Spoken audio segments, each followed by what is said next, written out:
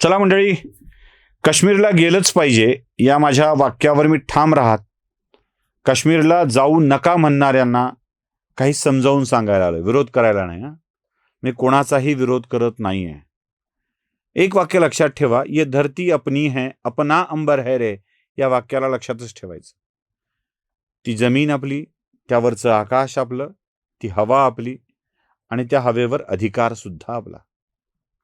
मग अशा वेळी आपण आपल्याच भागात जायचं नाही असं कसं चालेल?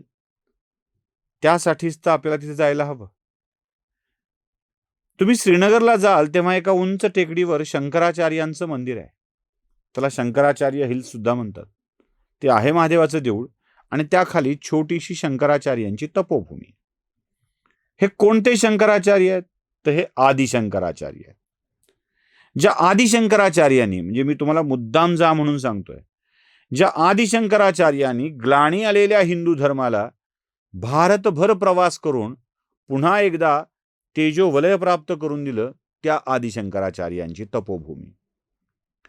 आदि शंकराचार्य काश्मीरलाच का गेले असतील? उत्तर भारत फिरायचं तर खालपर्यंत फिरून वापस जाऊ शकले असते.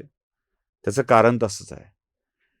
आदि शंकराचार्यांच्या काळात सुद्धा किंवा त्याच्यानंतर सुद्धा या काश्मीरवर प्रभाव वर्चस्व होता तो हिंदूंचा.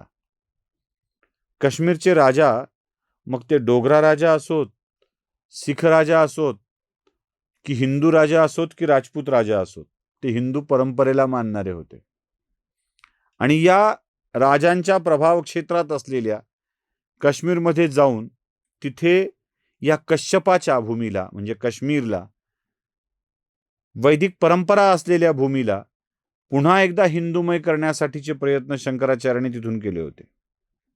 मग अशा भूमीला वंदन करून ये धरती अपनी है, अपना अंबर है म्हणायला आपण जायचं नाही का? त्या सगळ्या परिसराची सैर मी तुम्हाला घडवतो. त्याआधी महादेवाच्या मंदिराचं दर्शन घडवतो, तिथे पण बोलूया.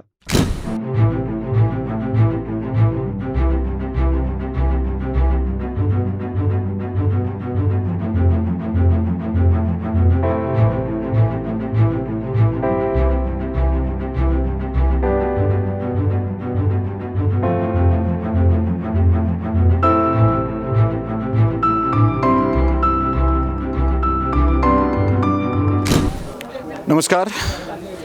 जम्मू काश्मीरच्या प्रवासामधल्या आज एका अत्यंत वेगळ्या अशा ठिकाणी मी थांबलेलो आहे. बहुतेकांना सगळ्यांना हे स्थळ माहीत आहे. त्या स्थळांचा अभ्याससुद्धा खूप उत्तम पद्धतीने असेल. पण आपल्याकडं काश्मीर ट्रिपच्या वेळेला अनेक जण काश्मीरला का जायचं असा प्रश्न विचारतात. कारण काश्मीरला गेलं तर आपण पैसे कोणाला देणार आहोत, काय करणार आहोत, कशा करता जायचं, कोणत्या धर्माला पैसे देण्यासाठी जायचं, ह्या सगळे प्रश्न आपल्याला विचारतात. मी या प्रश्नाचं उत्तरच द्यायला आलो आहे की का यायचं, कशासाठी यायचं. काय आहे की एखादी गोष्ट आपल्या विस्मरणात गेली ना की आपण टाकून देतो त्या बाजूला, आपल्या लक्षातही राहत नाही आणि मग ती गोष्ट हरवते, आपल्यापासून दूर निघून जाते. तसं नको व्हायला. हे लक्षात ठेवायला हवं प्रत्येक भारतीयानं, प्रत्येक हिंदूनी. त्यासाठीच मी तुम्हाला हे सांगायला आलो आहे. आता माझ्या मागच्या बाजूला, म्हणजे या सगळ्या भागामध्ये तुम्हाला श्रीनगर शहराचा संपूर्ण दृश्य दिसत आहे. एका उंच टेकडीवरून हे शहर मी तुम्हाला दाखवतो आहे. या श्रीनगर शहराची विशेष ही राजधानी आहे काश्मीर या प्रांताची, काश्मीर आणि जम्मू. तुम्हाला काश्मीर नाव कशावरून पडलं हे माहीत आहे? ही महर्षी कश्यपांची भूमी आणि या महर्षी कश्यपांच्या भूमीमुळे याला काश्मीर असं नाव पडलं. लोक म्हणतात काहीतरी काय, एवढी संख्या असताना तुम्ही काहीतरी सांगता. आता मी तुम्हाला दाखवतोय ते हे मंदिर. हे मंदिर नीट बघून घ्या. पूर्ण दगडी कामातलं मंदिर आहे आणि एका उंच ठिकाणी बांधलेलं हे मंदिर आहे. हे शिवालय आहे, म्हणजे भगवान शिवाचं मंदिर आहे. पण हे शिवाचं मंदिर शंकराचार्यांचं मंदिर या नावानं ओळखलं जातं. याचा काळ कोणता असावा? तर इतिहासामध्ये सांगितलं जातं की साधारण 8व्या शतकामध्ये हे मंदिर बांधलं गेलेलं आहे. 8व्या शतकात बांधल्या गेलेल्या या मंदिराची ख्याती काय असावी, म्हणजे काय यावं हे आपल्या लक्षात येईल. श्रीनगरसारख्या मुस्लिम बहुल क्षेत्रामध्ये अगदी उंच टेकडीवर दिमाखात उभं असलेलं हे मंदिर, याची ख्याती ही आहे की इथे शंकराचार्यांनी, आद्य शंकराचार्यांनी तपस्या केलेली आहे. ही आद्य शंकराचार्यांची तपोभूमी आहे आणि या तपोभूमीत हे शिवालय स्थापन आहे. म्हणजे आद्य शंकराचार्य इथे येऊन राहून गेले होते. हे काय सांगताय, दक्षिणेतले आद्य शंकराचार्य थेट इथपर्यंत आले होते? होय, थेट इथपर्यंत आले होते, कारण या राज्यावरती राज्य होतं हिंदू राजाचं. आता जे करण सिंग त्यांचे काँग्रेसचे नेते होते, त्यांचे उत्तराधिकारी आहेत, या राज्याचे प्रमुख आहेत, ते महाराजा हरिसिंह, आणि त्यांच्याही आधी इथे एक हिंदू राजा होता काश्मीरमध्ये. आणि त्या राजाच्या राज्यामध्ये शंकराचार्य हिंदू राजाच्या राज्यामध्ये हिंदू धर्माची पुनर्स्थापना करण्यासाठी, प्रसार करण्यासाठी आलेले होते. म्हणजे एक हिंदू राजा ज्या काळामध्ये संपूर्ण भारत देश बौद्ध आणि जैन धर्माच्या प्रभावाखाली येत होता आणि हिंदू धर्म नामशेष होत होता, तेव्हा हिंदू असलेल्या राज्यामध्ये जाऊन त्या राजाश्रयाने शंकराचार्य वेगवेगळ्या ठिकाणी आराधना करत, धर्मप्रसार करत फिरत होते. इथेही आलेत. आणि त्याचं उत्तम म्हणजे ते उत्तर आल्याचा आणखी एक उत्तम पुरावा म्हणजे आपण जेव्हा केदारनाथला जातो तेव्हा केदारनाथ मंदिराच्या एक्झॅक्ट मागच्या बाजूला आता नव्याने बांधण्यात आलेल्या ठिकाणी शंकराचार्यांची, आदिशंकराचार्यांची समाधी तुम्हाला दिसेल. म्हणजे ही आदिशंकराचार्यांची समाधी उत्तराखंडामध्ये आहे. त्यांचं समाधीस्थळ इथे या मंदिराच्या रूपामध्ये आहे. तेव्हा या मंदिराकडं दुर्लक्ष होणार नाही यासाठी आम्हाला काळजी घ्यायला पाहिजे की नाही. अशी अनेक स्थळं आहेत, अशी अनेक मंदिरं आहेत जिथे आम्ही जावं, दर्शन घ्यावं आणि आम्ही हिंदू असल्याचं दाखवून द्यावं, अशी अनेक स्थळं आहेत. आणि यासाठीच तर आपण इथे आलेलो आहोत, बघायला, दाखवायला, काश्मीर काय हे सांगायला. आणि मंडळी, तुम्ही या स्थळांचं दर्शन घेऊन याच्या वाढीसाठी प्रयत्न नाही न केले तर हळूहळू हे स्थळ दुर्लक्षित व्हायला लागतील, पडझड व्हायला लागेल आणि ते आपल्या सगळ्यांच्या निघून जातील दूर कुठेतरी. म्हणून काळजी एवढीच घ्यायची आहे की आम्हाला यायचं आहे, आमचा हक्क दाखवायचा आहे, आम्हाला हक्क सांगायचा आहे. भलेही 4-2 रुपये दुसऱ्या लोकांच्याकडे जातील, पण शंकराचार्यांच्या मंदिरासाठी लोक येतात, दर्शन घेतात, पाहतात, हे कळणं आवश्यक आहे.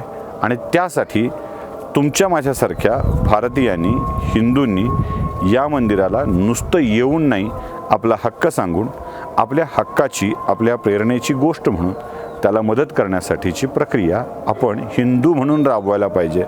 काश्मीरला का यायचं, त्यातलं हे एक महत्त्वाचं कारण.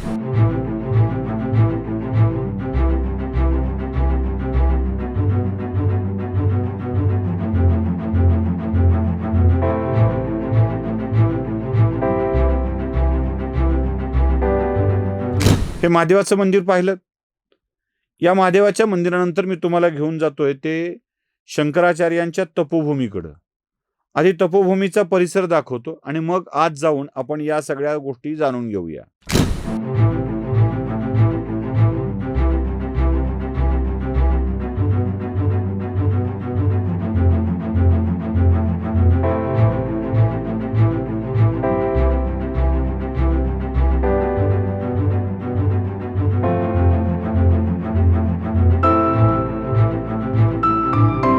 काश्मीरमधल्या मी त्या दिव्य स्थळाजवळ आहे जिथे प्रत्येक हिंदूला अभिमान वाटावा, अभिमानानं छाती भरून यावी. कदाचित आवाज माझा तुम्हाला आता थोडासा वेगळा येईल कारण साधं शूटिंग करतोय.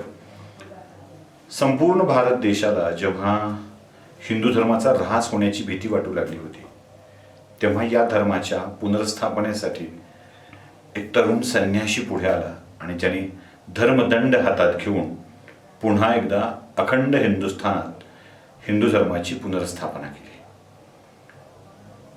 ते भारतभर फिरले, दक्षिणेपासून उत्तरेपर्यंत आल्यावर काश्मीरच्याच या कश्यपमुनीच्या पावनभूमीत त्यांनी तपश्चर्या केली. पाहू शकता, ती शंकराचार्यांची मूर्ती इथे स्थापित करण्यात आली आहे आणि ज्याचं एकूण दगडी बांधकाम देखील मी तुम्हाला दिसत आहे.